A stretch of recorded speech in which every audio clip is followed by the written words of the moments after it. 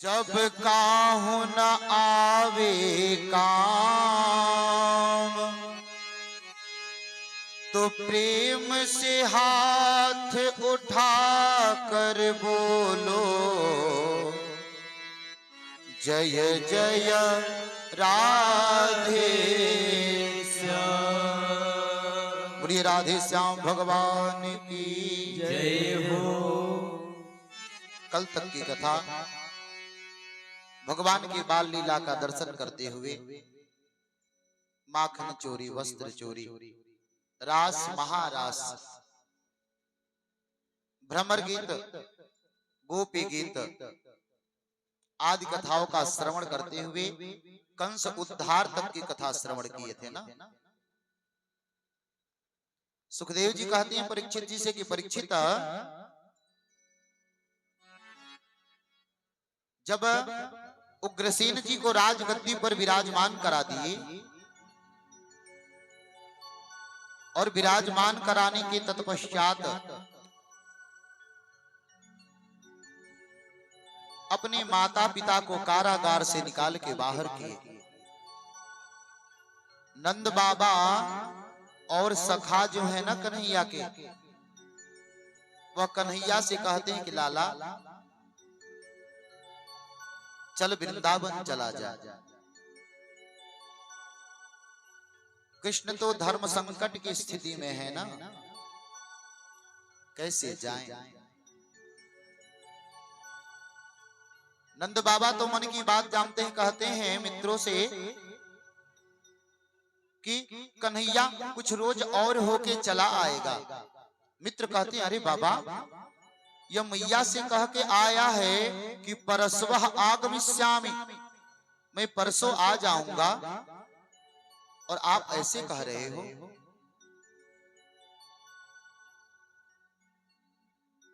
कृष्ण से बोले क्यों लाला, तू मेरे साथ नहीं चलेगा वृंदावन? कृष्ण हृदय को संभालते हुए नेत्र से अश्रु की धाराएं प्रवाहित हो रही हैं और स्वयं को संभालते हुए कहे कि आप लोग चलो, अवसर मिलेगा तो मैं जरूर आऊंगा। नंद बाबा के साथ मित्रगण वृंदावन की ओर लौट गए। रोज आकर के कृष्ण के सखा राह देखते, मथुरा के मार्ग पे खड़े रहते, बैठ जाते कि आज लाला आएगा, आज कन्हैया आएगा। कृष्ण का भी मन मथुरा में नहीं लगता, थोड़ा भी नहीं लगता।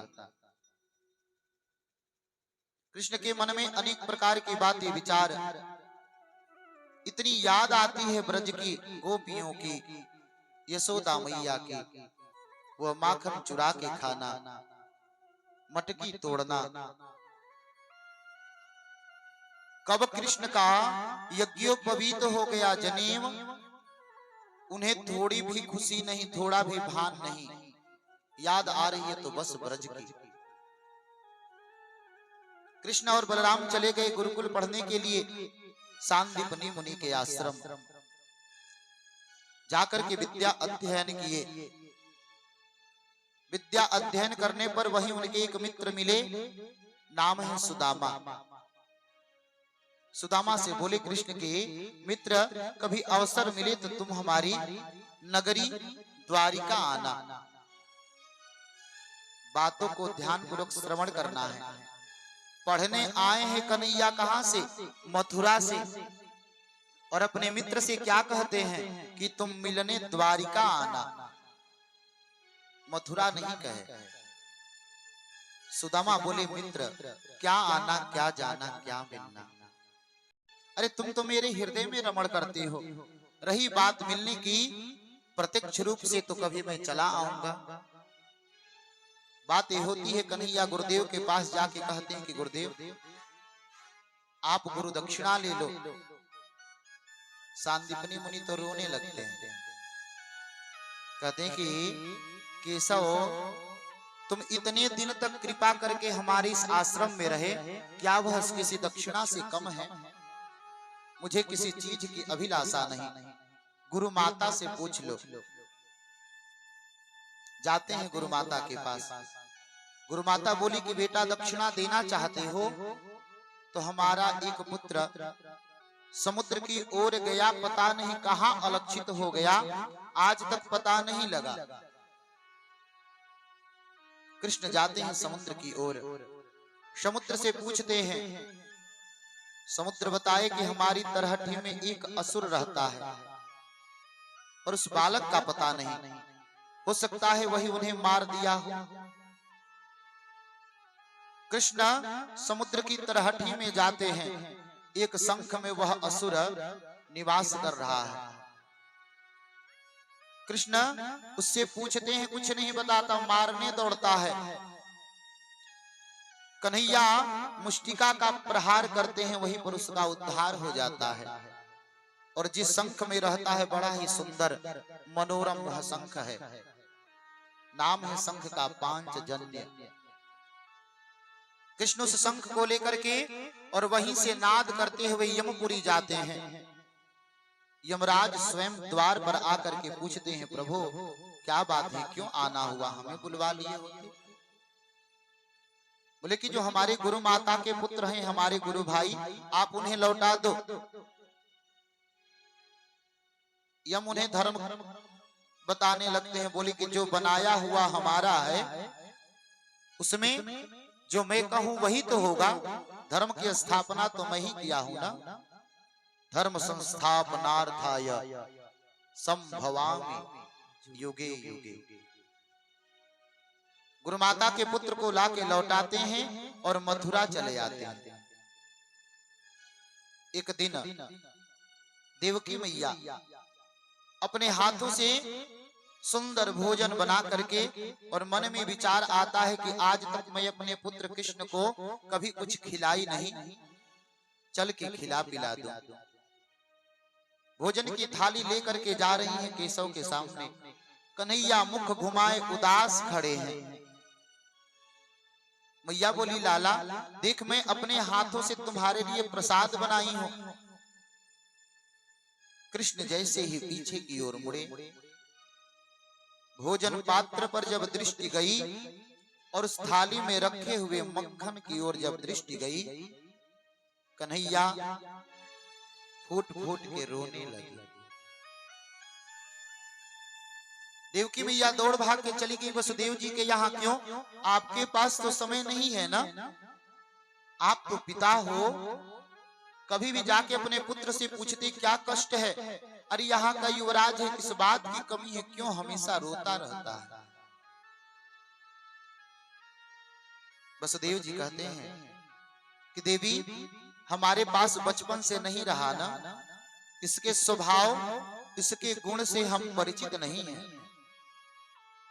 अभी बात चल ही रही थी कि कृष्ण के बाल सखा हैं उद्धव जी,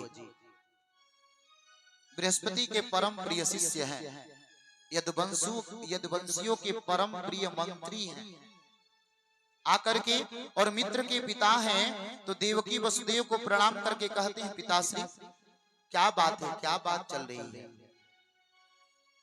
वसुदेव जी बोले कि बेटा, जब से वृंदावन से कृष्ण आया है हमेशा रोता ही रहता है, और मैं पिता होने के कारण उससे सब कुछ नहीं पूछ सकता, पर तुम तो मित्र हो, तुम जाकर के पूछो किस बात की कमी है, क्यों रोता रहता है।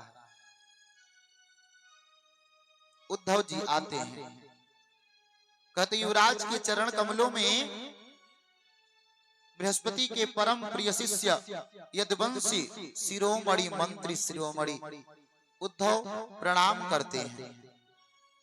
प्रणाम करने के बाद कहे कि कन्हैया, अरे क्या कष्ट है तुम्हें, क्यों रोते रहते हो, मैं तो मित्र हूं, मुझसे बताओ, अपने दुख का कारण तो बताओ, अरे संभव हो तो मैं इससे दूर कर सकूं। जैसे ही दुख दूर करने की बात किए, कृष्ण घूम के और उद्धव को अपने अंक में भर लिए और कहते हैं कि उद्धव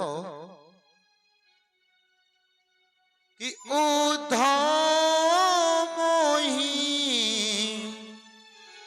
ब्रज बिसरत नाही। हंस सुता को सुंदर कगरी और कुंजन की छाई उधो मोही ब्रज जाती है। एक काम करोगे मित्र? बोले कि क्या? मेरे कहने पर एक बार चले जाओ वृंदावन, हमारी सुधि देना और उनकी सुधि लेके आना, मेरे बिना वो कैसे रहते हैं। उद्धव बोले केशव इन सब बातों में पड़े हो, वर्षों बीत गए तुम्हें आए हुए, अरे आज तक वो सब तुम्हें याद होंगे और याद करते होंगे, यह कैसे सोच लिए। बोले कि उद्धव अगर हमें उनकी याद निरंतर आ रही है, इसका मतलब यही है कि वह भी हमें निरंतर याद करते होंगे। बोले कि मैं जाकर के वेद वेदांगों की बात करूंगा, निराकार ब्रह्म की बात करूंगा, वह गंवार गोपियां हमारी बात को क्या समझेंगी। मुख से निकला गंवार गोपिया। कृष्ण मन में करें एक बार जाओ तो जिन गोपियों को गंवार कह रहे हो